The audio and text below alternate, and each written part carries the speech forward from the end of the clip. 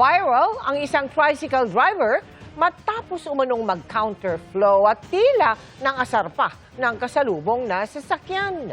Nahanap ng GMA Integrated News ang driver at giniit niyang hindi siya ang nag-counterflow dahil two-way ang daan. Kinumpronta at minura rin umano siya ng nakasalubong na motorista. Nakatutok si Rafi Tima. Viral ngayon ang videong ito ng isang tricycle driver na nag-counterflow umano at tila inasar pa ang nakasalubong na driver.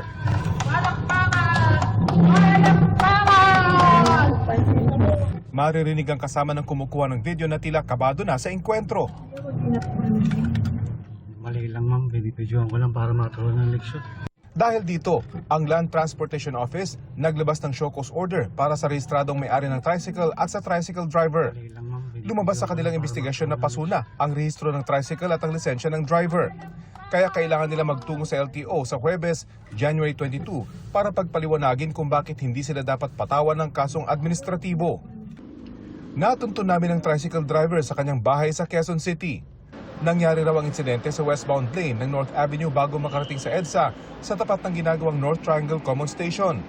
Paliwanag niya, hindi raw siya ang nag-counterflow. Two-way raw ang kalsada noong mga oras na yon dahil isinara ang kabilang lane. Siya yung counterflow, hindi man po ako yung counterflow dun eh. Ang viral video, malaki na raw ang epekto sa kanya, pati ang kanyang anak. Galit daw sa kanya matapos mapanood ito. Ako yung sinisisi. Tapos may mga bantarin sa akin na kung ano-ano mga sinasabi. E di siyempre, nakakaano sa akin yun, di ba? Ang napanood sa video, hindi rin daw ang kabuuan ng insidente. Dahil sa pag-aakalang nag-counterflow siya, bumaba raw ang driver ng kotse at kinumpronta siya. Aminado ang tricycle driver, naasar na rin siya kaya ganun ang reaksyon niya sa video. Basta pagbaba niya po na pasigaw po na minura po ako, bakit hindi ka umatras pa? Kasi daan mo kasi sabi niya one way daw, hindi naman po one way yun eh. Bago kayo sumakay sa mga ganyan, tanungin niyo muna yung totoo, alamin niyo muna yung totoo.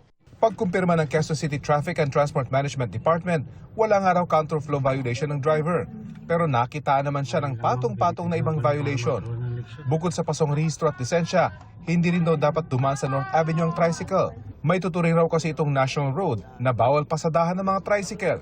Tricycle ban, expired driver's license, and inappropriate, invalid driver's license because hindi siya dapat namamasada. Ipinatawag ng tricycle driver at ang ama niya na siyang rehistradong may-ari ng tricycle. Aminado naman ang ama sa mga paglabag at haharapin daw nila ito sa LTO. Para sa GMA Integrated News, Rafi Tima, nakatutok, 24 oras.